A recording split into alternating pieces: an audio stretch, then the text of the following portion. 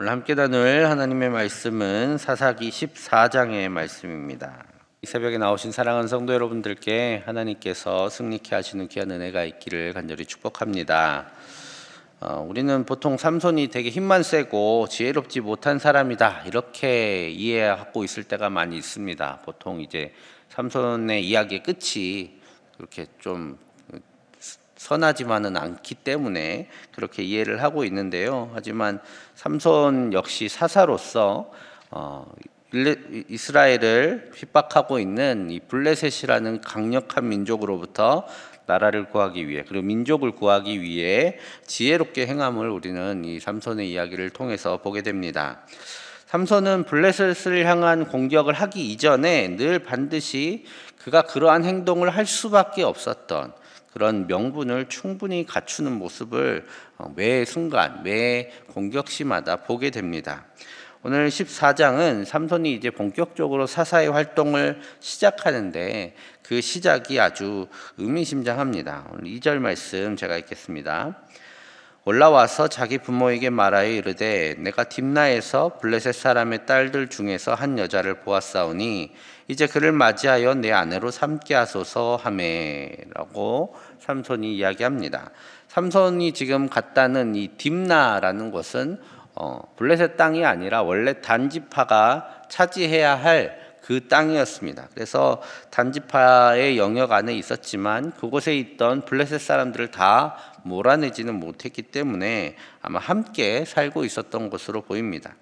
삼손이 그 딥나에 가더니 갑자기 한 여자에게 반해가지고 갑자기 결혼하겠다고, 이방 여인과 결혼하겠다고 부모님에게 말씀합니다. 하나님께서 허락하셔서 주신 나실인으로 자란 삼손입니다. 그런데 이 삼손이 이방 여인과 결혼하겠다라고 선언을 했을 때에 부모님들이 얼마나 당황했을까요? 오늘 그 당황한 모습들이 성경 말씀에 생생하게 보입니다. 왜 사람이 없어서 굳이 블레셋 여인과 결혼하려고 하느냐 하고 소리치는 부모님의 모습이 보이지만 우리 삼손은 필요 없다. 내가 봤는데 한눈에 반했다. 그 여자와 결혼하겠다. 이렇게 우기는 모습을 보입니다. 아마 부모님 보기에는 혈기왕성하고 막 힘도 센 엄청 또 우락부락하게 생겼을 그 삼손이 아마 율법을 모르고 법을 모르고 자기 마음대로 행동한다라고 이렇게 생각했을 수도 있습니다. 하지만 삼손은 자기가 무엇을 해야 하고 자기의 사명이 무엇인지 잘 알고 있었습니다. 오늘 4절 말씀 같이 읽어보겠습니다. 그때에 블레셋 사람이 이스라엘을 다스린 까닭에 삼손이 틈을 타서 블레셋 사람을 치려 함이었으나 그의 부모는 이 일이 여호와께로부터 나온 것인 줄은 알지 못하였더라. 아멘. 삼손이 틈을 타서라고 말씀하고 있습니다.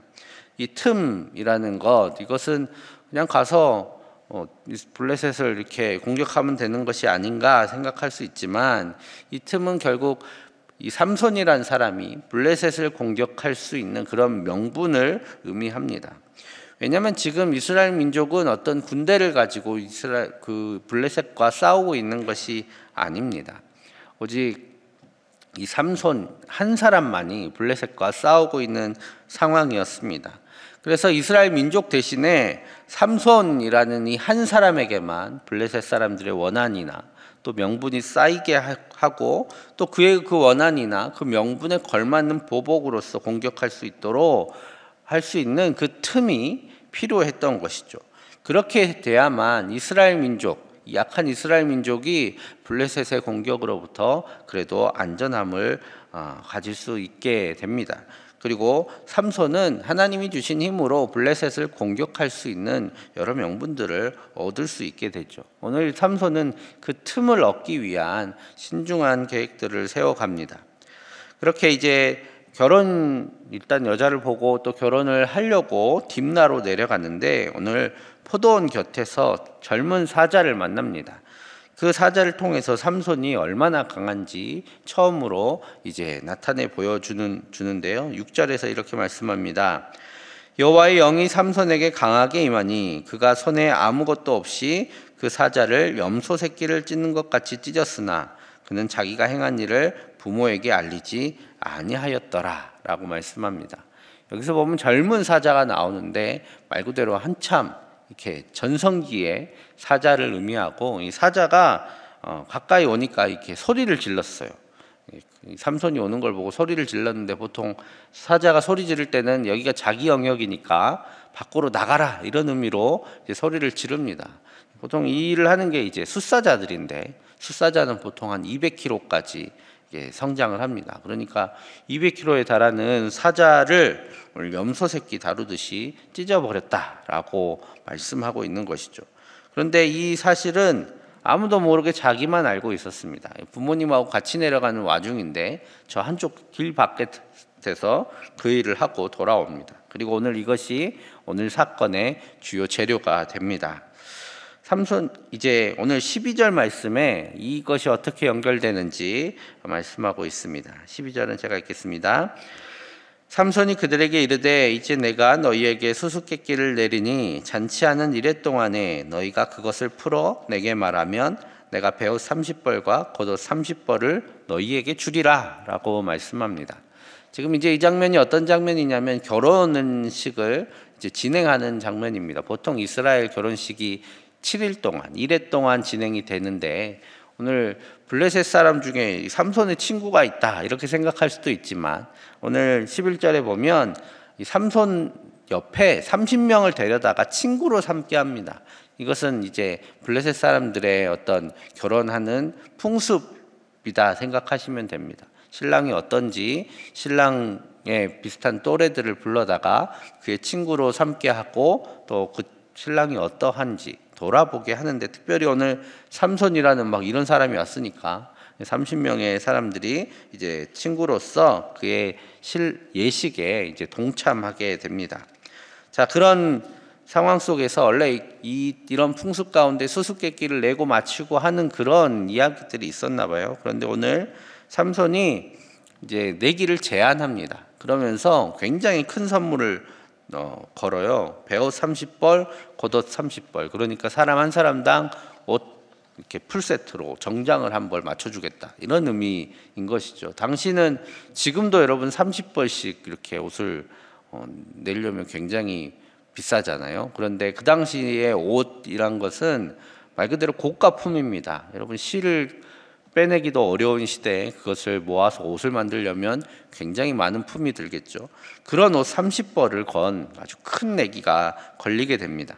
이에 솔깃한 이제 블레셋 청년들이 그 내기에 응하게 되죠. 그런데 그 내기를 응하니까 삼손이 이런 수수께끼를 냅니다. 우리 14절 말씀 우리 같이 읽어보겠습니다.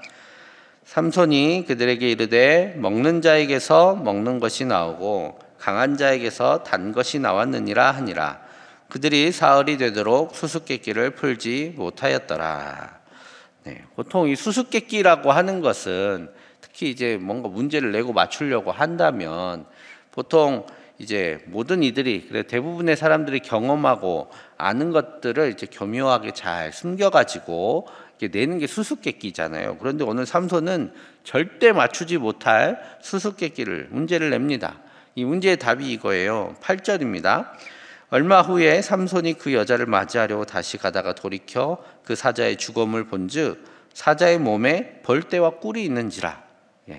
자기만 본 내용이에요. 자기가 죽여놓은 사자를 나중에 다시 가서 봤더니 거기에 벌떼가 붙어가지고 꿀이 있는 거예요. 그것은 다른 사람이 본 게 아니고 오직 삼손만 본 내용입니다. 그러니까 절대 맞추지 못할 문제를 삼손이 낸 것이죠. 당연히 청년들이 알 리가 없습니다. 이거 어떻게 알겠어요? 그래서 청년들이 이제 큰 손해를 보게 되었습니다. 여러분 30명이 한 벌씩 나눠서 해도 옷 한 벌을 만들어내야 되잖아요. 남의 결혼식에 왔다가 갑자기 옷을 한 벌씩 내야 되는 상황에 처하게 된 것입니다.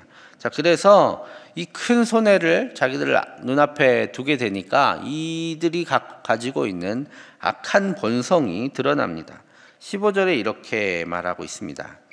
일곱째 날에 이르러 그들이 삼손의 아내에게 이르되 너는 내 남편을 꾀어 그 수수께끼를 우리에게 알려달라 하라. 그렇지 아니하면 너와 내 아버지의 집을 불사르리라. 너희가 우리의 소유를 빼앗고자 하여 우리를 청한 것이 아니냐, 그렇지 아니하니라고 말씀합니다. 예, 일곱째 날이 이제 다가오니까 이제 삼손의 아내 될 사람과 그 집안을 이제 협박하기 시작합니다. 불살라 버리겠다. 굉장히 무서운 협박 아닙니까? 그리고 실제로 그럴 것 같으니까 그 협박이 통했을 겁니다. 오늘 이 악한 블레셋 사람, 원래 블레셋 청년들의 이 협박을 받은 삼손의 아내는 얼마나 놀랬을까요? 그리고 무섭잖아요. 실제로 그럴 일이 있을 것 같으니까. 그래서 이 잔치 기간 내내 삼손에게 울면서 간청을 합니다. 여기 보면 강요라고까지 말했어요. 그러니까 얼마나 애타게 삼손에게 매달렸는지 알 수 있습니다. 삼손은 결국 아내에게 그것을 알려주게 돼요. 여러분, 근데 삼손이 나쁜 사람이거나 혹은 어리석어서 그랬을까요? 여러분, 아내가 그렇게 매달려서 간청을 하는데 끝까지 안 알려주겠다. 아내가 지금 그렇게 협박을 받고 있어서 그렇게 강요함에도 끝까지 알려주지 않는 것이 현명한 게 아니잖아요. 아내를 사랑해서 데려왔으니까 또 결국 아내의 그 간청에 못 이겨서 그 수수께끼를 알려주게 됩니다. 아내를 믿지 않으면 누구를 믿겠어요? 그렇게 삼손은 아내에게 그 질문의 답을 알려주게 됩니다. 자, 결국 이제 이 아내는 자기 가족들을 지키기 위해서 청년들에게 그 답을 알려주고 이 내기에서 삼손이 지게 됩니다.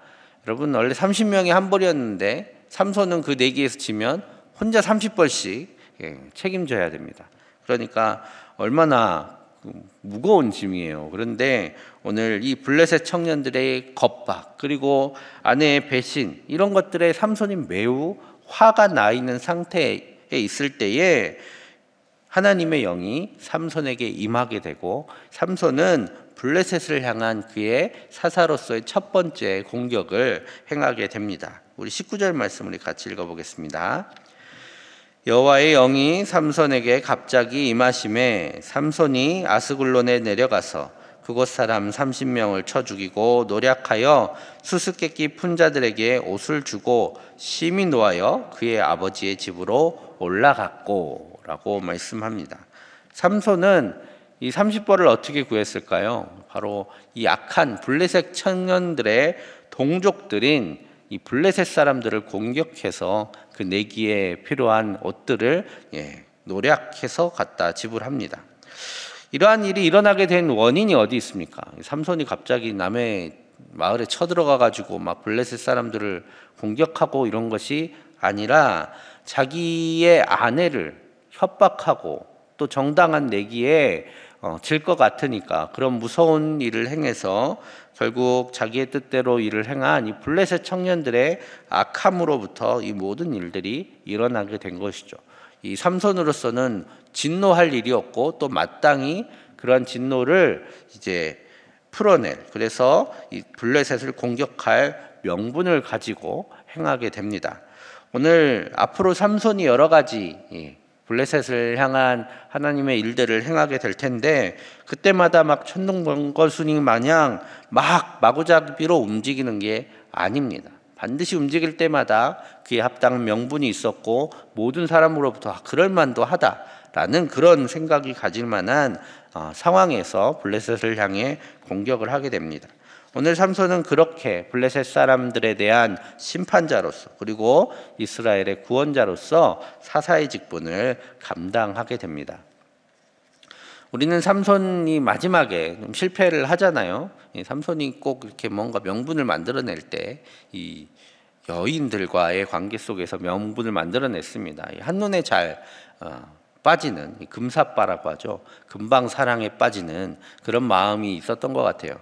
그런데 오늘 그럼에도 불구하고 삼손은 늘 자기가 아무리 큰 힘이 있어도 함부로 그 힘을 행해서 블레셋 사람들을 공격하지 않습니다. 오히려 그는 하나님의 영의 인도하심에 이끌려 그 힘을 사용하고 이스라엘의 원수를 갚아가는 것을 오늘 삼손의 이야기들을 통해서 우리는 볼 수 있습니다.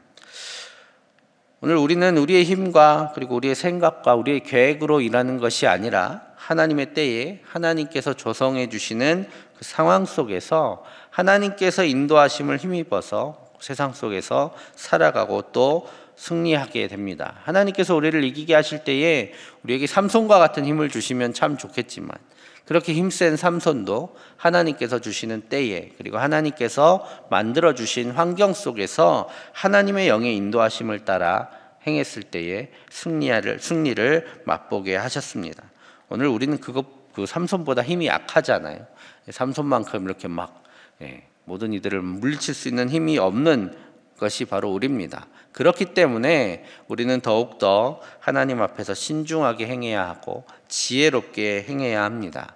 모든 교회 사역뿐만 아니라 우리가 살아가고 있는 직장에서 또 사업터에서 모든 관계 속에서 하나님께서 주신 지혜로 때와 상황을 잘 분별해서 승리하는 우리가 되기를 간절히 축복합니다. 오늘 하루도 하나님께서 함께 하심으로 승리케 하심을 맛보시는 복된 하루 되시기를 간절히 소망합니다.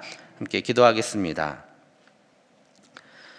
사랑의 하나님, 우리에게 지혜를 주셔서 하나님의 때와 또 하나님께서 주시는 신호를 잘 분별하게 하여 주시고 지혜로운 생각과 또 지혜로운 계획들을 허락하여 주옵소서. 그리고 환우들을 치료하여 주시고 회복시켜 주시며 또 주님께서 또 예비하신 우리 귀한 수험생들 그리고 취업 준비생들이 하나님의 은혜 가운데 좋은 결과를 얻을 수 있도록 마지막까지 최선을 다하게 하여 주옵소서. 우리 함께 기도하며 나아가겠습니다. 사랑의 아버지 하나님, 감사합니다. 하나님께서 우리를 사랑하셔서 부르시고 하나님께서 주신 삶을 살아가게 하시니 감사합니다. 하나님, 우리는 약합니다. 우리는 약해서 하나님의 뜻 가운데 승리하며 우리의 능력대로 세상을 마음껏 살아갈 수가 없습니다.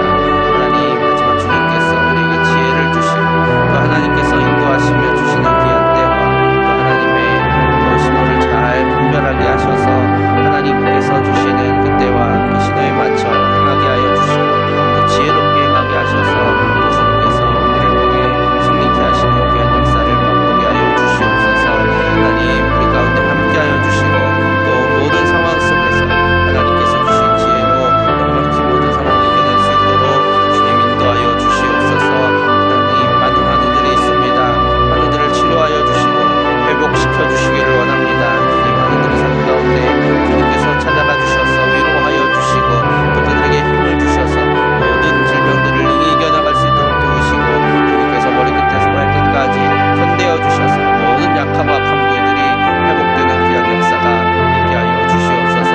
하나님, 수험생들과 취업 준비생들 자신들의 삶을 위해 열심히 준비하고 있습니다. 하나님께서 예비하신 삶을 위하여 준비하오니 하나님 지혜와 명철을 더하여 주시고 강건하게 하셔서 마지막 순간까지 최선을 다하게 하여 주시고 주님께서 주시는 좋은 결과 주님 받을 수 있도록 주님께서 인도하여 주시옵소서. 하나님, 함께하여 주시옵소서. 사랑의 아버지 하나님, 하나님께서 큰 힘을 주신 삼손도 자기 뜻대로 행하지 아니하고 하나님의 때를 기다리며 또 하나님의 영에 이끌림 받아 살아갔을 때에 승리함을 우리가 봅니다. 아버지 하나님, 약한 우리도 주님의 힘으로 또 주님의 지혜로 살아갈 때에 승리하게 될 줄 믿습니다. 주님께서 주신 때와 또 주님의 인도하심을 잘 분별할 수 있도록 우리에게 주님의 영을 더하여 주시고 또 주님께서 주신 지혜로 또 주님께서 주신 계획으로 이 모든 것들을 행하여 승리를 맛볼 수 있도록 주님 인도하여 주시옵소서. 모든 환우들에게 주님께서 찾아가 주셔서 주님 모든 약한 부분들을 회복시켜 주시고 또 그 마음 위로하셔서 넉넉히 모든 질병들 잘 이겨내가게 하여 주시옵소서. 또한 수험생들과 또 취업 준비하는 모든 우리 자녀들을 돌보아 주시고 그들에게 찾아가 주셔서 마지막 순간까지 최선을 다하게 하시고 주님께서 주신 귀하고 좋은 결과들을 얻을 수 있도록 주님께서 은혜를 더하여 주시옵소서. 오늘 시간 주님과의 깊은 교제가 있는 기도의 시간이 되게 하여 주시고 하나님께서 들어응답하셔서 주님 우리의 모든 기도가 주님 앞에 상달되는 귀한 역사를 우리 눈으로 보게 하여 주시옵소서. 오늘 모든 것 감사드리며 예수님의 이름으로 기도하옵나이다. 아멘.